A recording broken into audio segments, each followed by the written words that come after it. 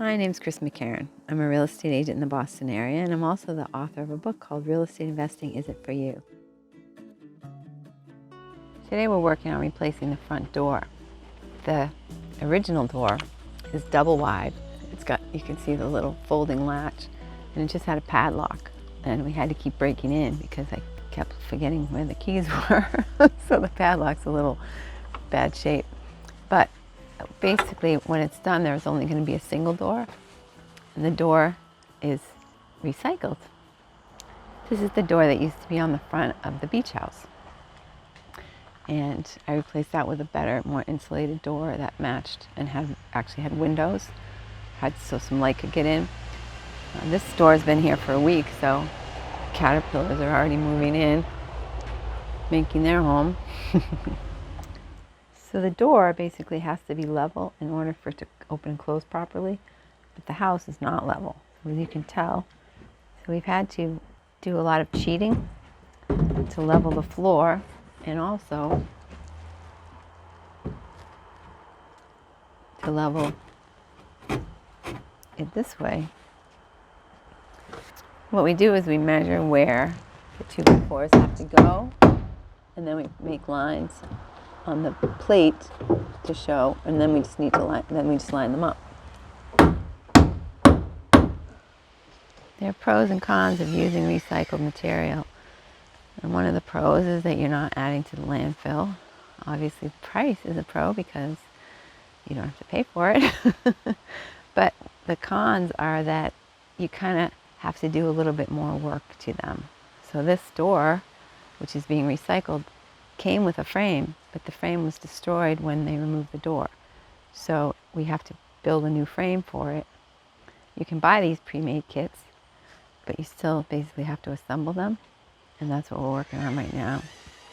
The door with the frame is a little bit larger than the opening that's currently there.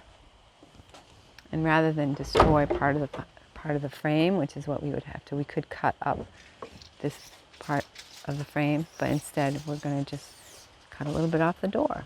This is the header board that's used now for the doors that are in place, and we could cut that out, but you can see that there's wires above, and it would be really quite a mess to do that. So instead we're just going to adjust the size of the door by cutting a little off the bottom. You might think from watching these videos that I don't actually do any of the work, but that would not be true. I do actually do surf. I'm just also the camera person. The door ended up coming out great. We had lots of challenges with leveling it, but and of course now it's the only level thing in the house. If you look over the top of the door, you can see where you used to close it with the little turn latch. So maybe we'll leave that there. It is kind of high tech though. We did put on a push button lock because then when it's rented, I don't want to have to be juggling keys with people. So it's a nice push button lock. There aren't any windows per se in the tiny house, but they do have these areas where they cut out and framed in, and then they use a piece of wood to keep it closed. And then when you want to open it up, you have to just take the wood out, and there's a screen insert that goes in instead. This method of window is not ideal because in the wintertime, when you might not want to get any air, but you might like to get light, you still have to take this panel out if you want to see what was going on around you. And also, it's quite an ordeal. The wood has to be, you really have to bang them out. So that's not something that we wanted to keep. The one weird thing about these windows is the panels go the opposite way from the rest of the house. So we're running into a problem with this window that we built into the loft because we don't have a piece that's long enough to do the full Monty. So we're going to have to get creative. We're lucky that they made those blackout panels for the windows because that's the wood that we're going to use to patch this big hole because this window is not as wide as that window was. And it luckily is the same kind of wood that's on the exterior. So we're just going to slice it up and put it in.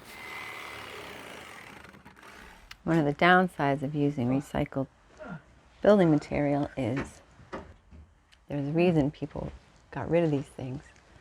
One of the weird things about these windows is that they have a lot of excess caulking. I don't know if the windows came this way or if somebody tried to repair them, but it's been kind of a pain to try to get all that excess caulking off the window. And also they're extremely dirty. Dusty, dirty, hazy film on the windows that we also have to try to get off. It took a while, but I was able to get the windows pretty clean. Now I have caulking all over my fingers. This window came from another house that I'm renovating, so it's actually going to be thrown out.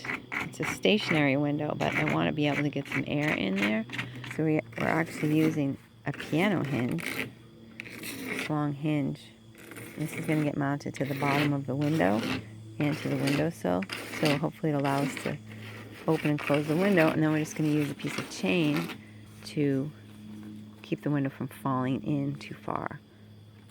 And of course, because it's a used, recycled window, it's covered with all kind of old, crappy caulking. And oh, by the way, it's yellow, but we can get over that.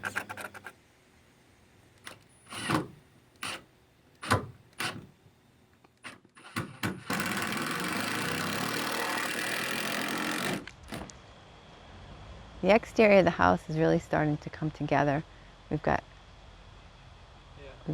a window up in the loft. We've got a door that works and that you can lock without a padlock. We've got outside lighting. And we're about to put a deck on.